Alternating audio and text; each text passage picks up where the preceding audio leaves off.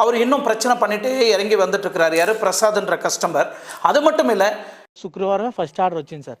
అదే first order అయితే 10:30 తర్వాత మేబీ ఆర్డర్ వచ్చింది సార్. అది వచ్చిన తర్వాత ఏమైందంటే నేను ఆ లొకేషన్కి వెళ్ళాను సార్. ఆర్డర్ ఎక్కడైతే వస్తుందో పికప్ చేసుకోవడానికి వెళ్తే ఆ చుట్టుపక్కల ఎక్కడ కూడా యాక్చువల్గా రెస్టారెంట్ నేమ్స్ ఉంటాయి సార్.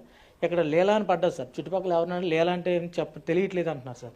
డైరెక్ట్గా ఒకసారి కస్టమర్కి కాల్ చేద్దామని చెప్పేసి ఎవరైతే ఆర్డర్ పెట్టారో వాళ్ళకి కాల్ చేస్తే ఏం పెట్టారో చెప్తే నేను వాళ్ళు అడగొచ్చు కదా అని నేను ఆ ప్రసాద్ గారికి కాల్ చేశాను సార్.